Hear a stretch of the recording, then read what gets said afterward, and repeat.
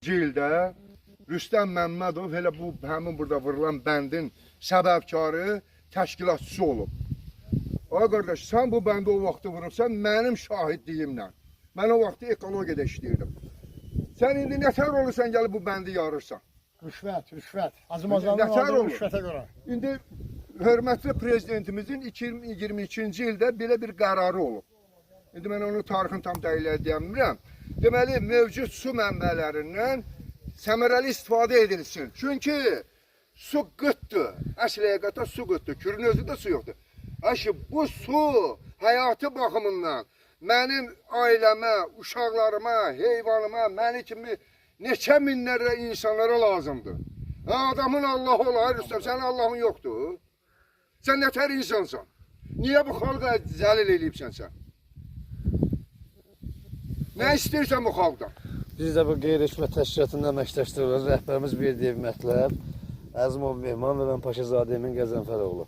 Biz xahiş edirik bizim bu etdiyimiz çıxışlara, bizim bu gördüyümüz bu qanunsuz işləri aşkarladığımıza görə bizə yuxarı stansiyalardan səs verilsin, səsimizə bəyək Mirzə dayının dediyi sözlər kimi, Mirzə müəllim dediyi sözlər kimi, baxın bu kütləvi balıq qırıntısıdır. Balığı bilə-bilə qırırlar. Orada ilanlar, bax, qurbağa. Hələm bu bizim, yəni müəllim dediyi kimi 2-3 kvadrat metr yerdə gördüklərimizdir.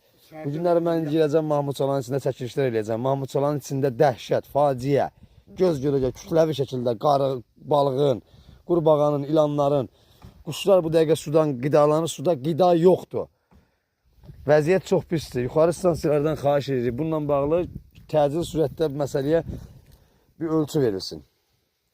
Hörmətli Heydər Əliyev Fondunun vitse-prezidenti Leyla xanım, sizə müraciət edirəm. Bir ağsaqqal kimi, bir yaşlı insan kimi, bir Azərbaycan Respublikasının vətəndaşı kimi, bir ailə başçısı kimi.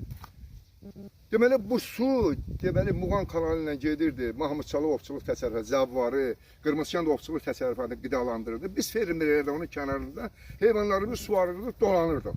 Və bunun qalan artıq suyu da gedirdi Qızılağaz Milli Parkına. Qızılağaz Milli Parkı dövlət əhəmiyyətli, dünya şöhrətli bir parkdır, milli parkdır. Yay mövsümündə o quruyur. O həmin bu suyu gedib ora çatırdı, orada su bataqlı əraziləri əmələ gəlirdi. Azərbaycan Respublikası Qırmızı kitabında olan soltan quşlarının yuvaları orada var. Orada küllü balıq növləri var. Bir dənə Rüstəm Məmmədovun bu hərəkətindən Qızılağaz Milli Parkı bu dəqiqə çox təhlükə qarşıdır. İndidən həyəcan təbili çalıram. Xahiş edirəm. Rüstəm Məmmədovu da eləyən, Kömək edeyim. Rüstəm Məmmədovu bu mərtəbəyə qaldırıb, bu suyu kəstirir, başqa məcrəyə döndərib, bunu eləyən ekologiya işçiləridir. Başçıları da oturur, Hikmət Azadə.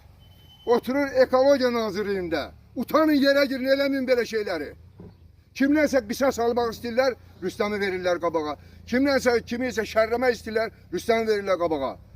Bəsdir, qutarın da çörəyi kişi kimi yiyin də. Nah kişi kimi yemin.